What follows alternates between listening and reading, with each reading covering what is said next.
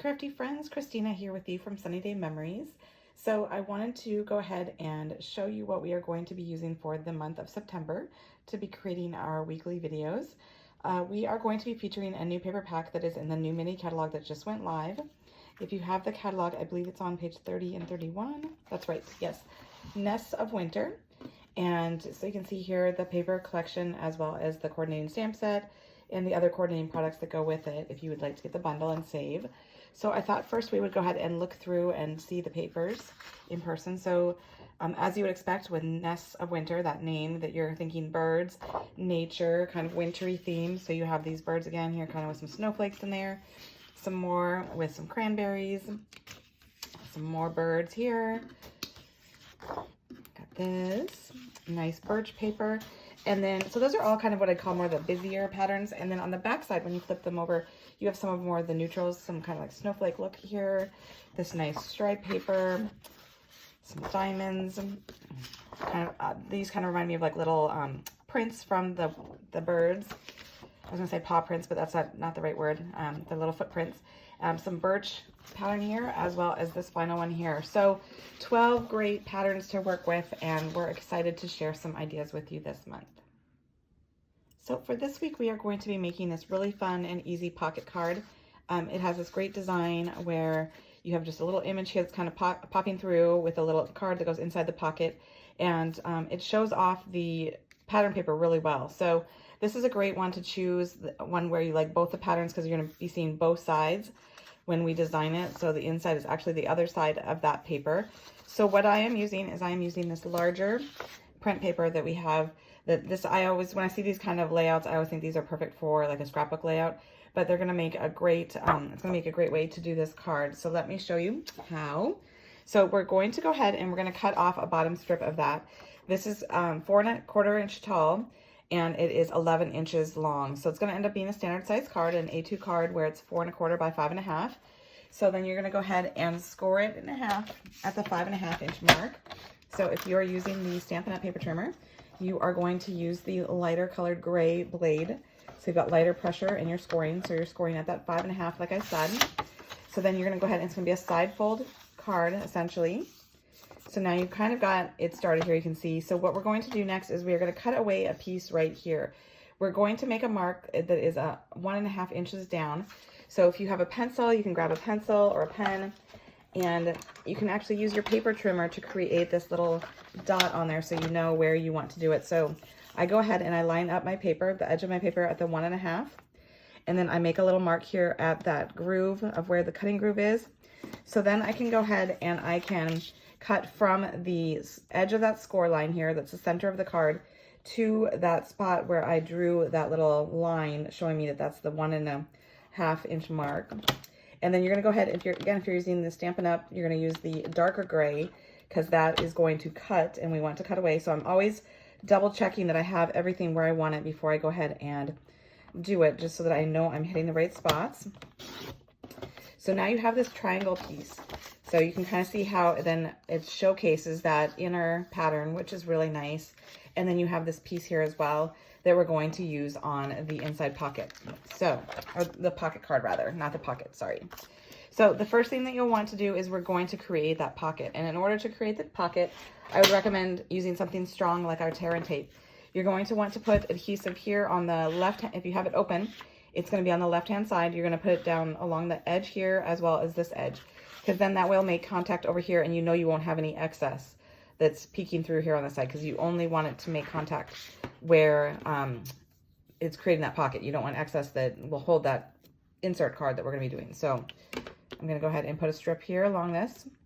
And you don't actually have to have it go all the way. You can if you want, but it's not necessary. You just need to have enough that it's going to hold it closed. And I like to use the tear and tape because then it's nice and strong and I know that it's not going to open up on me and it's going to keep that pocket shape. So I've taken off those back pieces, and then you're just going to want to make sure you go ahead and line it up nicely so that it meets the end. So it's flush there and flush here. And then just go ahead and give it pressure. You could use your bone folder if you wanted to, but now you have that pocket. It looks really good. Okay, so then we're going to go ahead and we're going to start working on the insert, the little card. So what I've done is I've pulled colors that were in the pattern paper here. The cherry cobbler, I thought it was a very nice striking color. So that is going to measure, this one here is 5 inches long by 3.5 tall. And then I want to have a piece of our basic white so that I can add to that. And it's easier to write on because it's not as dark as the cherry cobbler. And this piece here measures 4 3/4 long by 3 1/4 tall. So basically it's a 1/4 inch less all the way around than the cherry cobbler. All right, so we're gonna go ahead and create that insert card. We're gonna do a couple things. First, we're gonna want to stamp the sentiment there. And I'm using the Winterly Treetops, which is the set that coordinates beautifully with this paper. So I've got this sentiment here, a friend like you brings me happiness. I've already gone ahead and inked it up in black ink, and I'm gonna have it towards the top here. Just gonna stamp it down, give it a moment, and then lift up for a nice image there. And then what we're gonna do is this piece that we cut away, this little triangle, we are going to actually glue this to the base of the card, and we're using the opposite side so that we can really showcase those two paper patterns. If you wanted to keep it consistent with your other one, you could, but with mine, it's kind of directional, and so we have little bird heads sitting there and it doesn't look quite right. But I did want to let you know that if you wanted to have your little angle piece be on the other side and your pattern works, you could do it that way as well. But so we're going to go ahead and we're going to glue that on, and there's going to be a little bit we're going to need to snip off. So just make sure that you're lining it up on the right hand side so it's flush to the edge as well as to the base of the card. And then like I said, we're going to go ahead and flip it over and we're going to trim off that excess piece. It's just a tiny little bit, and we got that cut off. And so now it's taking shape. So then you're gonna notice I have a little bird there.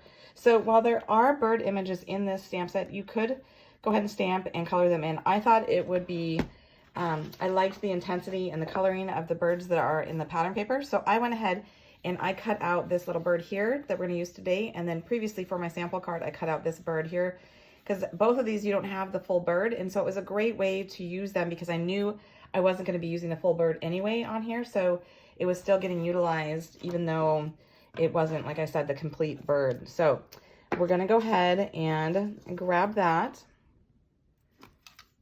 Okay, so I did fussy cut it out. I didn't leave any border around it. I cut it exactly on the line. And so I'm just gonna go ahead and put some adhesive on the back here. And then I'm going to glue it down, kind of angled in here, however you want it to be. And then we're just gonna flip it over and we're gonna cut off the excess pieces that we don't need. Just like so. So then you've got that cute little bird, and so then when you go ahead and you put it inside here, you still have that peeking through, which is really cute. So before we do that though, we want to go ahead and mat it onto the cherry cobbler so that it has a nice border to it. But we wanted to make sure we put that bird on so that we could cut it off before we adhered it to the cherry cobbler, because then it looks more polished, more finished, like that. Very cute. Okay, so that can now go ahead and be inserted into the pocket there. So now you see the bird peeking out in the corner there. Okay, so now let's go ahead and focus on the front. So then I used some retired dies. They're just basic dies, so you could use any dies that you have. I wanted to use this oval to kind of soften it up because we have these sharp edges here of the way the design is with the angle and everything. And so I wanted to soften it up a little bit, so I decided to do these ovals. And so I did another sentiment from that set, the Thinking of You Always, which is perfect because you can send that to friends, family. And then I'm going to use some of our Stampin' Dimensionals behind that. So I'm going to add 2 of those, one on each side. You don't need to overdo it. It's enough to hold it there. And then I'm going to center it on that cherry cobbler. Oops, I didn't quite get that centered. There we go. And then I am taking some ribbon and starting from the back side and coming forward. It doesn't need to be the full length because we're going to go ahead and put something in front of it. So if you don't have a full length, don't worry about that. You can just hide it, like I said, with whatever image you're going to put on the front. So then I'm going to use some tear and tape to hold down that ribbon in the front.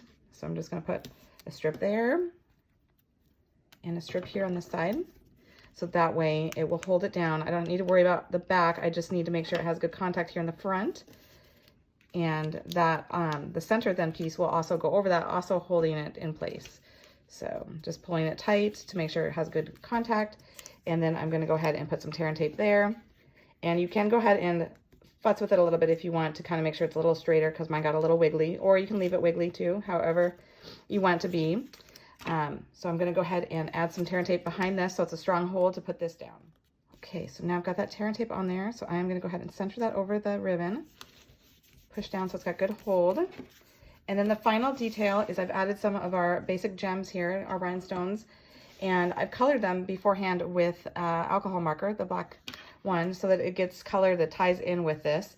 And it's simple to do if you've never done it before. Actually, I could grab another marker here. I don't have my black one, but I have this purple one. You want to use like a darker color, and you're just going to go ahead and color right over it.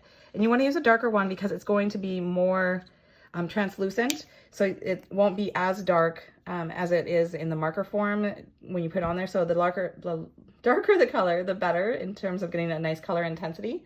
So if you've never tried that trick before, it's very fun to be able to coordinate your products simply just by adding a little color of your marker with your Stampin' Blends. So I've done 2 of the smaller and 1 of the larger rhinestones, and I've just put them in the top corner there, and that is it. That makes a fun little pocket card, perfect to give to, like I said, a friend or family, just because the sentiment is so lovely. So I hope you've enjoyed it. Be sure to like and subscribe so that you can see our future videos. And as always, stay crafty.